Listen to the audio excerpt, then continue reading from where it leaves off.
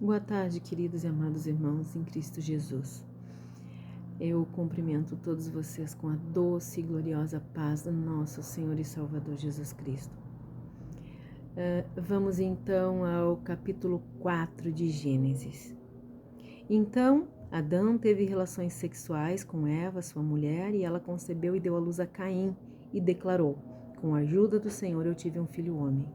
Voltou a engravidar e desta vez lhe nasceu Abel, irmão de Caim. Abel tornou-se pastor de ovelhas e Caim cultivava a terra. Passado o tempo, Caim apresentou alguns produtos do solo em oferenda ao Senhor. Abel, por sua vez, ofereceu as primícias e a gordura do seu rebanho. Ora, o Senhor aceitou com alegria Abel e a sua oferta.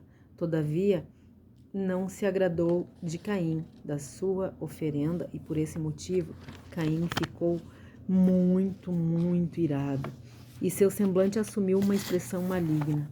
Então o Senhor abordou Caim, porque está furioso? E por qual motivo o teu rosto está transtornado?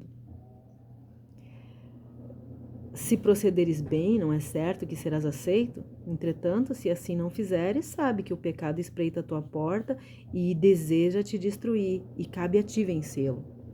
Queridos, percebam que quando Caim estava com um semblante maligno, irado, o Senhor falou com ele, assim como ele fala conosco muitas vezes. Antes de nós fazer qualquer coisa, o Espírito nos avisa e diz: não faz assim. Como ele disse: olha, Caim, se tu proceder diferente, tu acha que eu não vou aceitar também a tua? Faz as coisas diferente.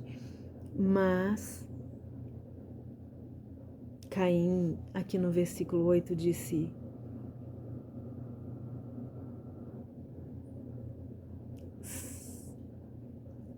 contudo, propôs Caim a seu irmão Abel: saímos, vamos ao campo.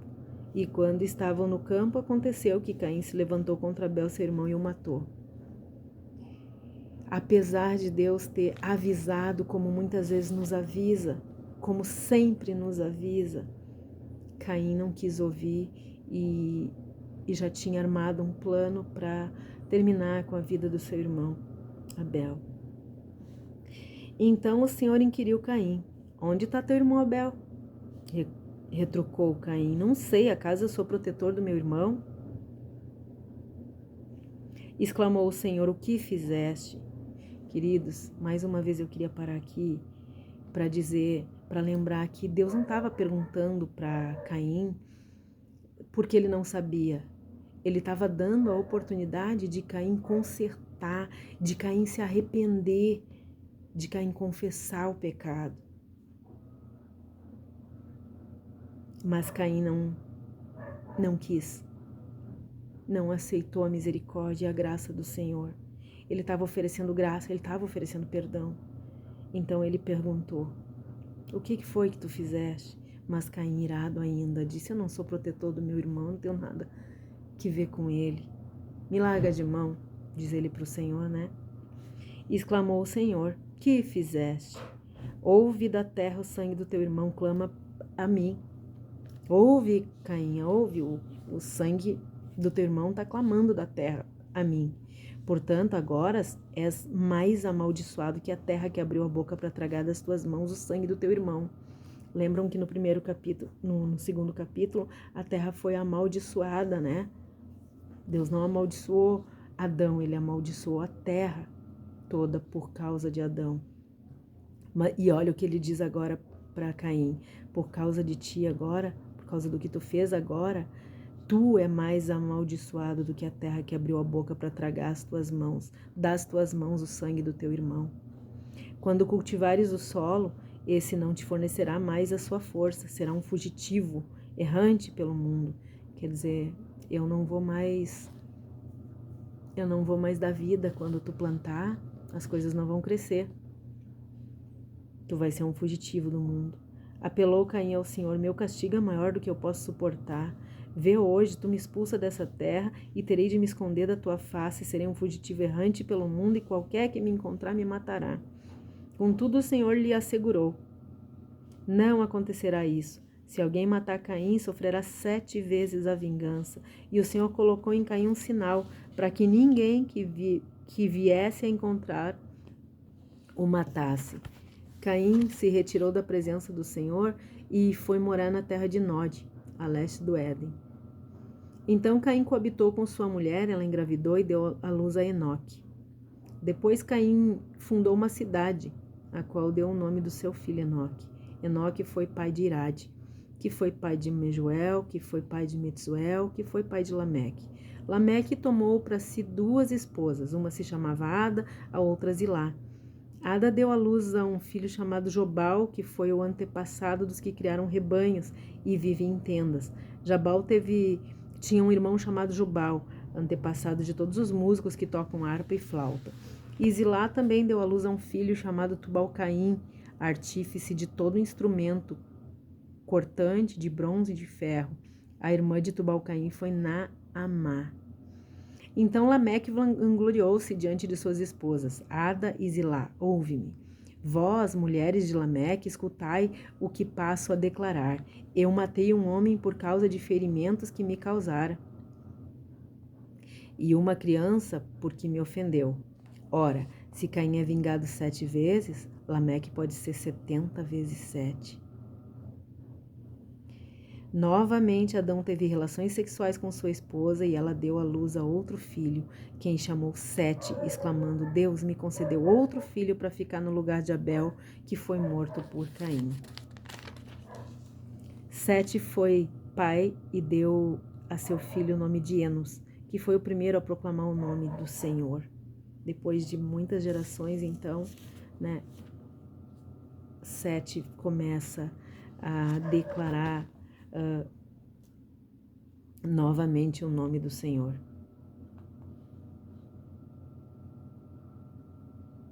Sete foi o pai e deu a seu filho o nome de Enos, que foi o primeiro a proclamar o nome do Senhor. Maravilha, né? Tá havendo aqui o quê? Um avivamento. Passam-se algumas gerações e Deus começa um avivamento. O pecado entrou com um sapatinho de algodão. Rapidamente ele se instalou no mundo. O diabo aproveitou a oportunidade, usou a brecha para mostrar o que ele queria fazer com a criação de Deus. Aqui nos versos 1 até o 8,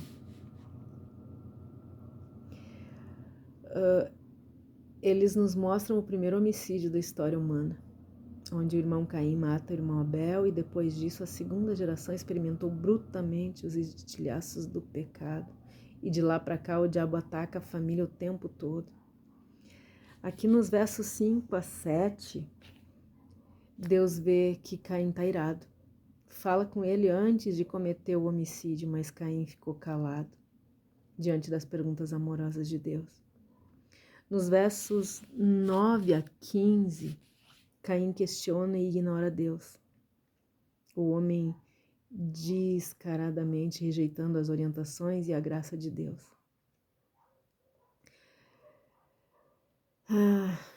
Depois de Caim ter matado seu irmão, Deus novamente aparece para Caim. Mas Caim mente, transfere a responsabilidade, questiona Deus mais uma vez. E mesmo assim, ele teve a oportunidade de viver e ainda receber um sinal da sua proteção, da proteção de Deus. Aqui nos versos 11 a 12, como foi no Éden, foi com Caim. Esse foi maldito, mas é a terra quem sofre as maldições. Isso é graça, isso é favor de Deus, favor não merecido. No verso 16, mesmo com todas as demonstrações de misericórdia e graça, o rebelde Caim se retirou da presença do Senhor. E aqui nos versos 17 a 26 mostram que o diabo trabalha muito para corromper a família, mas Deus age para salvar a família. E quando a família parecia não ter futuro, a esperança nasce, pois Deus despertou Sete e Enos, pai e filho, para começar a história do reavivamento. Na história humana, também mostram o crescimento do materialismo, do egoísmo, da imoralidade, da ambição, da crueldade, da maldade, que passaram a reger a humanidade que Deus havia feito à sua imagem e semelhança. Aqui nos versos 25 e 26, mostram que a depressão espiritual, a mornidão na busca a Deus, tomou conta do mundo por alguns anos, até mesmo Adão e Eva. Os nossos primeiros pais, depois da desgraça dos seus filhos, abandonaram o Criador. Até que um outro filho e um neto começaram o primeiro movimento de reavivamento na história do mundo. O espírito que causa sofrimento nos outros surgiu com o pecado, logo no início da humanidade. A ideia desses relatos era dar uma luz ao povo de Israel que vivia na escravidão. A ideia era mostrar a eles que o sofrimento naquela escravidão era consequência do pecado. E tudo o que acontece ainda hoje nas nossas vidas é para mostrar para nós as consequências do pecado, que o pecado tem consequências.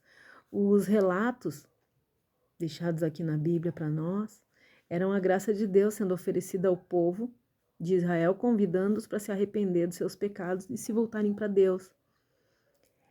Esses relatos eram a graça de Deus oferecida para o povo de Israel, e esses relatos estão na Bíblia,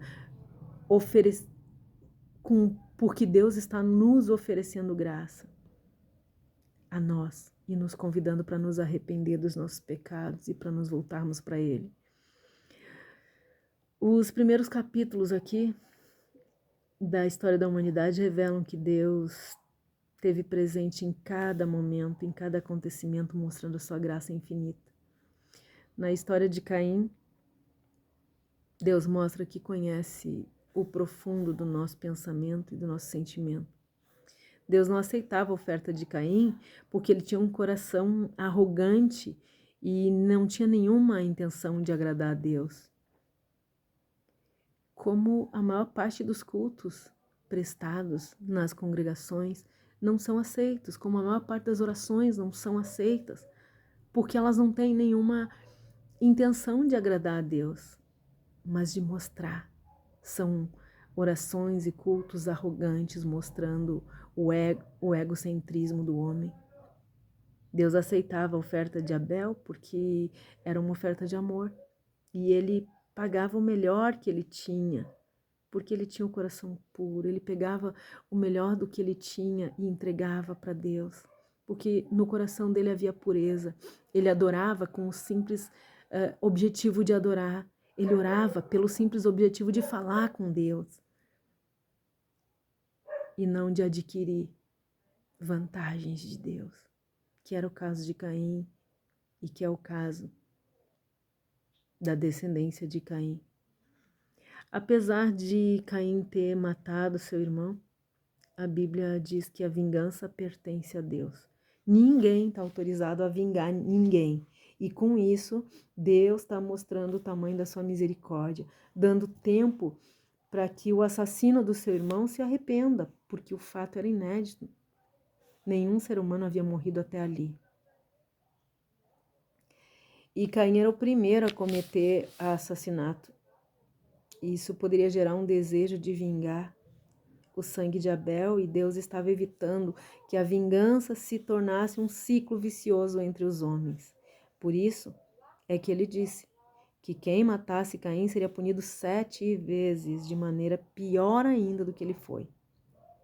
Isso foi uma lição de que não é porque uma pessoa errou que as outras têm o direito de errar com ela. Porque um pecado não justifica o outro de maneira nenhuma. Deus não foi negligente com o erro de Caim. Ele colheu em forma de maldição o pecado que ele plantou. Acreditem, queridos, tudo o que nós colhemos,